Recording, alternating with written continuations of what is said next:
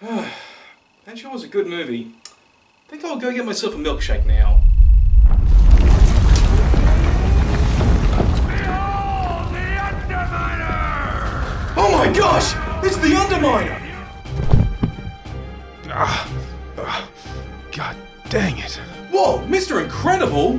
Hey, you a super? Maybe help me out here? Well, now that you mention it, I actually have a superpower that could help you out. Well, come on, we haven't much time. He's gonna destroy the city. Well, the thing is, it's not exactly the most popular power among supers. He's going to destroy the city. Right now is not the time for me to be picky. Okay, but you better not hate me for this. What the heck was that? Your power is to make people's heads explode? Yeah, I can make things blow up by clicking my fingers. This isn't what I meant when I said help. I meant help me bring him in to be arrested. Hey, you're the one who said it was alright for me to use it, and... You know, I could shut you up right now with just a flick of my fingers. Whoa. I don't want to be responsible for creating another syndrome here. You do your thing, and I'm not going to tell anyone about this. I'm just going to say, he fell. Okay, that's it. Now, if you don't mind, I'm gonna get myself a milkshake now.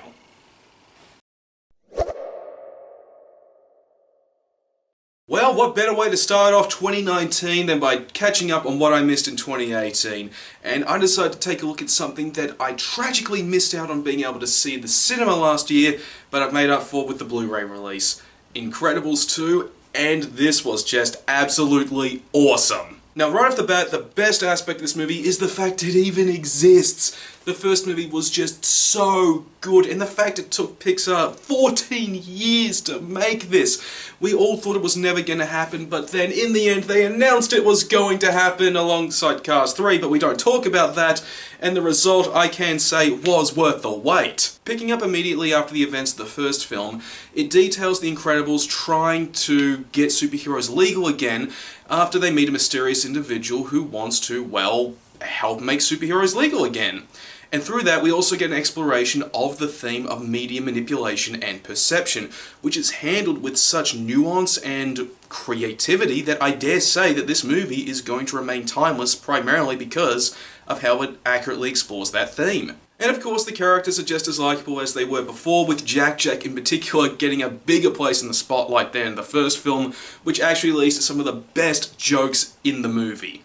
And of course, Mr. and Mrs. Incredible, through them, we actually get some interesting dynamics and character growth, with Mr. Incredible trying to be a stay-at-home dad, while Mrs. Incredible works as, well, a superhero again.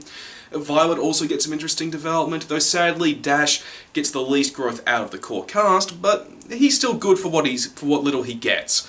And of course Frozone is back, and we get a slew of all new characters, whom, while they don't get the same level of the spotlight as Mr. or Mrs. Incredible, they are still enjoyable for what they are, and they show off some pretty creative powers in all honesty. Like Void, who can create portals between two different points, and Crusher, who can crush things from a distance.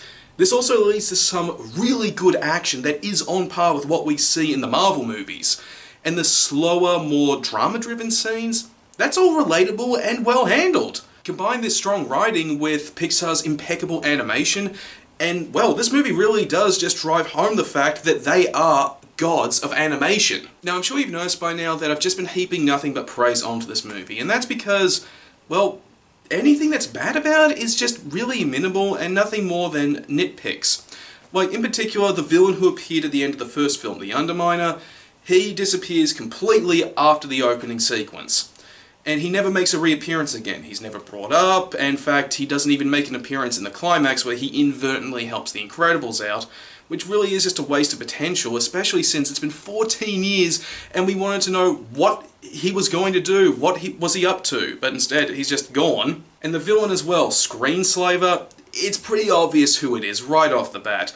It's not a dead giveaway, but you can tell it's one of two characters in particular. Anyway, Incredibles 2 is a fantastic movie, and more than anything, I regret not being able to see it back in 2018, in the same seat, in the same cinema, where I saw the original back when I was 12.